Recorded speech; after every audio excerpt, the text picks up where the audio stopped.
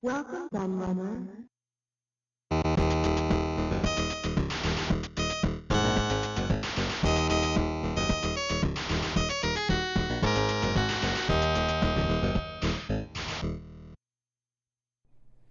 Hello everybody, Q&A the Laird here, and I've got a new book review for you today, as you can see, and I'm still working my way through actually my massive backlog of books that I've got. Still loads that I've got using vouchers at Christmas and stuff. I've got tons more to look at, to be honest.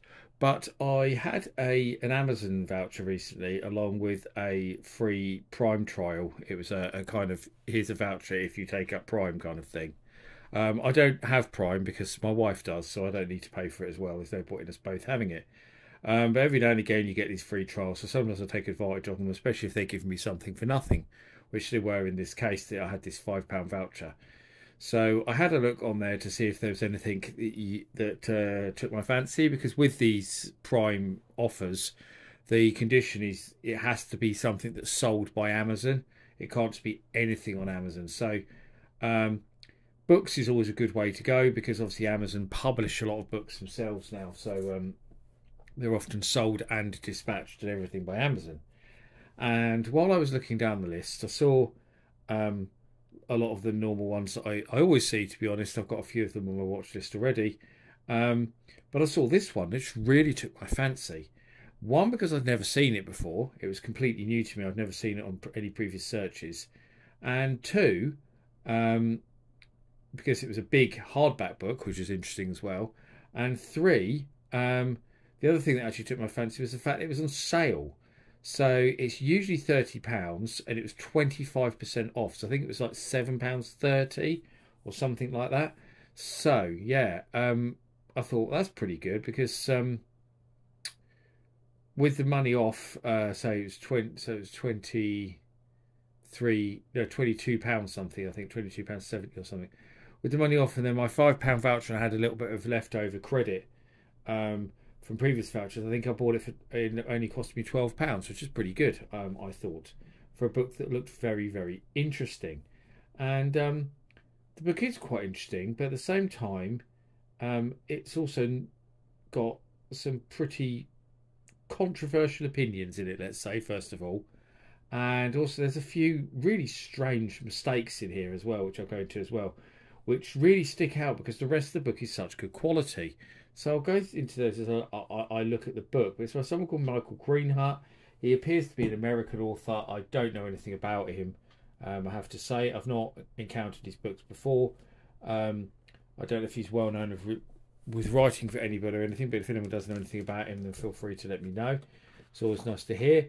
To say it's quite a big hardback book. It's kind of like an A4 size. Actually, got a bit about it on the back there. Born in Bronx, New York.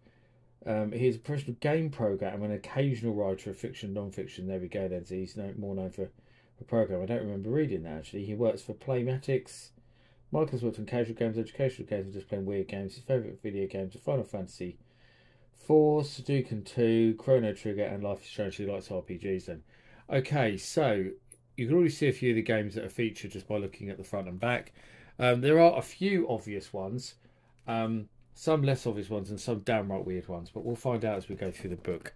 So let's have a look then, because I think this is going to interest everyone quite a lot. Nice glossy pages. White Owl Publishing are the company who published it. So our introduction, obviously it goes down the games. I don't want to spend too much time looking at that because we're going to go through it. But it's split into generations, which is interesting.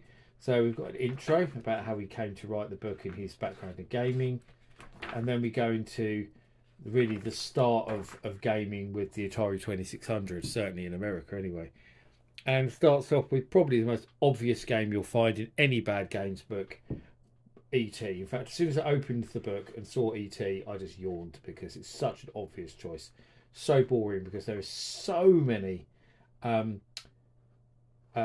games on the 2600 that are worse than ET. I could name 30 games without even trying that are worse than ET.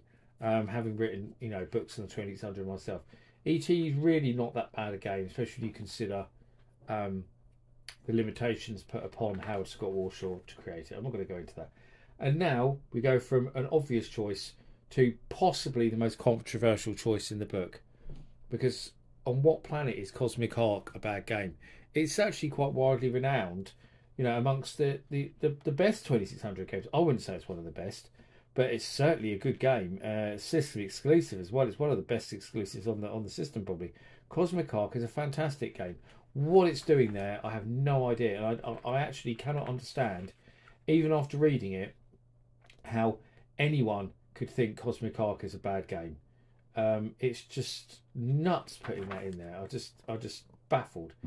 And then another, for me, ridiculous choice of River Raid 2, which I bought brand new for my Atari 2600 when it came out in 1989. I think actually the game came out in 88. I bought it in 89. I got it for Christmas 88, my 2600 Junior. And River Raid 2 is a brilliant sequel to the first game. It has everything that the first game has, plus it's added some new stuff like, you know, taking off and landing and stuff like that. And that seems to be his bone of contention actually. If you read the review, it's because he sucked so hard he couldn't take off. That's all he kept doing was crashing. You can see it there, taking off, crashing. So it seems that because he couldn't be bothered to read the instructions and learn how to take how you take off in the game, he says he kept trying and trying and trying. I mean, read the goddamn instructions. If you don't know how to do something in a game, read it. How he just wrote a whole review on the fact that he's an idiot and couldn't be bothered to read the instructions, I don't know. So really annoyed me, that one. Actually annoyed me being there more than Cosmic Ark, because I love River Raid 2. It's a fantastic game. Pac-Man 2600 Yawn, another really obvious inclusion. Yeah, it's not a great port. Again, there's worse 2600 games. Tax Avoiders, I can't say I've ever played Tax Avoiders, so I can't really comment on that.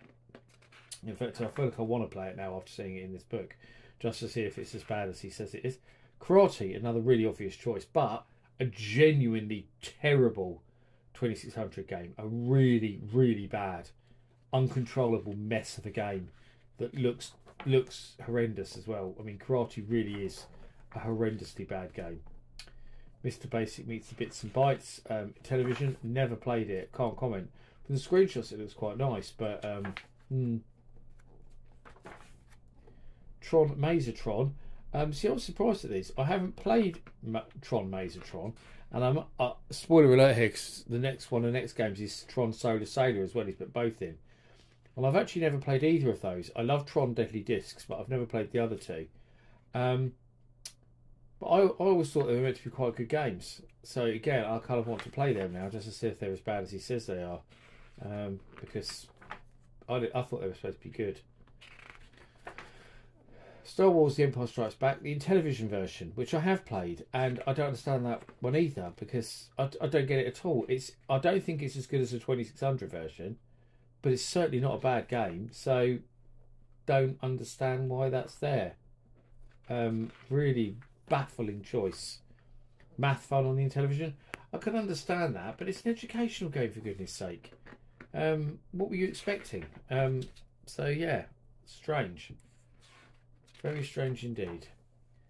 And then so after that, just Atari 2600 and television games.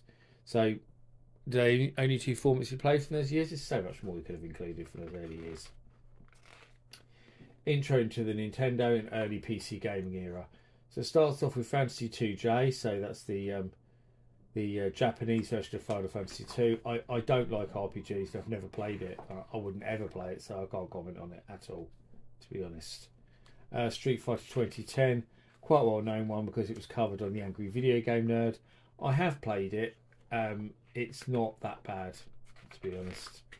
There's worse NES games than that.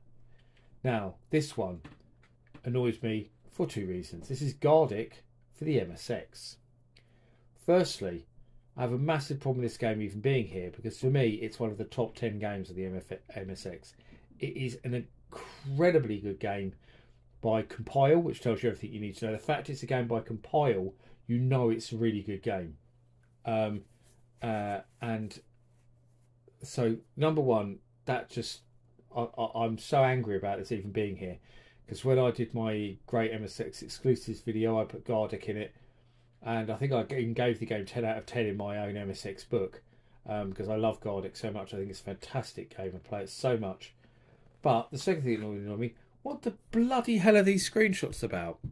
He's played the game on a mobile phone, which is straight away is the worst way to play anything, is to use emulation on a mobile phone, especially if you're creating for a book, because you cannot get a proper feel for the controls, because playing games on a touchscreen is terrible, absolutely terrible.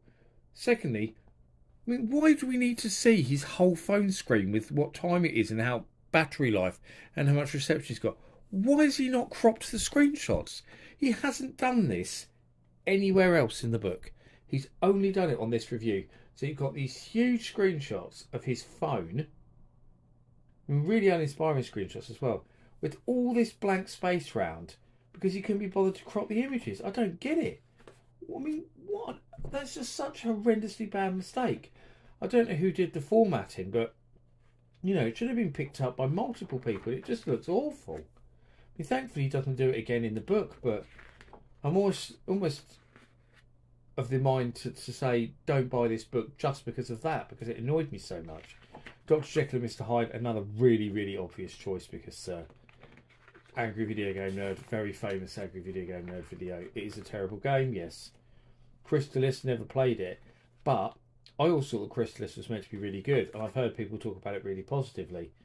In fact, I've just noticed something else that's annoying. Look, screenshot saved. Look, he's left it in there. Screenshot saved, Crystalis PNG. So, my God, he's left that bar on the top with the text in. How could you not spot that when you're going through the book? Oh, my God. I hadn't spotted that when I read it before. How ridiculous. It's not as bad as the screenshots on your phone, not cropped, though.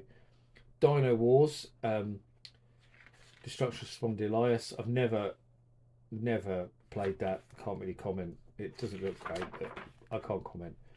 I was pleased to see Double Dragon NES in there, because I think it's a terrible game. Not completely terrible. It's playable, but it's certainly not the arcade game at all. And it annoys me that you often hear people talking about how great it is, and it's really not. It's not a good port. Most of the home ports of Double Dragon aren't good, but that is really it's poor excuse, because it's one player for a start, so it should have been called Single Dragon, shouldn't it? Not Double Dragon. What load of rubbish. Single Dragon. Dragon Slayer on the NES, yeah, it's crap, because it's not the arcade game. It's not Dragon Slayer. It's just some rubbish game with the name Dragon Slayer on it. Turtles, again, I was pleased to see that in there. It's not the worst game in the world, though, but I do feel it's massively overrated, because it just wasn't a great game. Turtles, the arcade game, now that's what it's all about. The NES game is too hard, and it was a bit crap, in my opinion. Pinball Quest, I never played it. I always thought that game looked quite interesting, and I've heard people say they like it, so I'm going to play that now. Back to the Future 2 and 3. Yes, very, very, very bad game. In fact, Back to the Future 2 games on other and 3 to a lesser extent, certainly 2 on other formats are bad as well. But you notice as well, it's nearly all NES games, so no Master System in here, no Atari 7800, no home computers. So it's all seems to be based on NES. Little Ninja Brothers, never even heard of it, let alone played it, so I can't say much about it.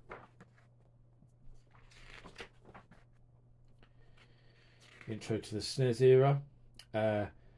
Interesting that he calls it the SNES era. That in itself shows some massive Nintendo bias for me. Because surely it's just the 16-bit era. You don't need to call it SNES era, that's strange. And then he obviously got the arcade game, Street Fighter arcade game, which is terrible. Not Street Fighter 2, folks. Street Fighter, the original arcade game. It's rubbish. So that's in there. Deserves to be there, to be fair. But this is an even worse fighting game, and it's Balls. And it's the Mega Drive version, and Balls 3D or 3D Balls, what we're going to call it. It was like an attempt to create like a Virtua Fighter style game in the Mega Drive, and it's just horrendous. Double Dragon 5, another one-on-one fighting game. Not much variation here in this section.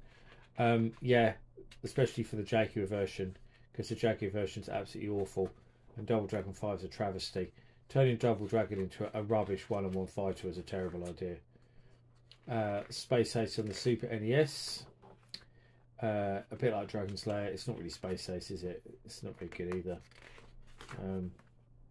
Rise of the Robots, a very obvious choice. A very terrible game. Definitely deserves to be in here. Seventh Saga, never heard of it, never played it, can't comment. Looks like an RPG. Mega Man Soccer, can't say I've ever played it. I'm not sure why you'd have a Mega Man Soccer game, but Konami's games are usually good. So, Pit Fighter on the Super Nintendo. A lot of people know I absolutely love Pit Fighter. I think it's a fantastic game. And actually, in there, he does actually say that the arcade game of Pit Fighter is very good, so that's nice to see.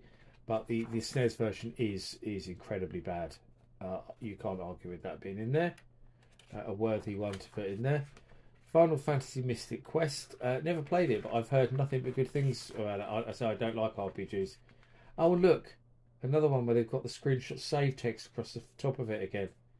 Oh my god. That's just amateur hour. It really is. Secret of Evermore. It's a terrible screenshot, isn't it? I don't know anything about Secret of Evermore other than it's an RPG. Shaq Fu. Yeah. It's a bit obvious. I've never thought Shaq Fu was that terrible. There's worse games.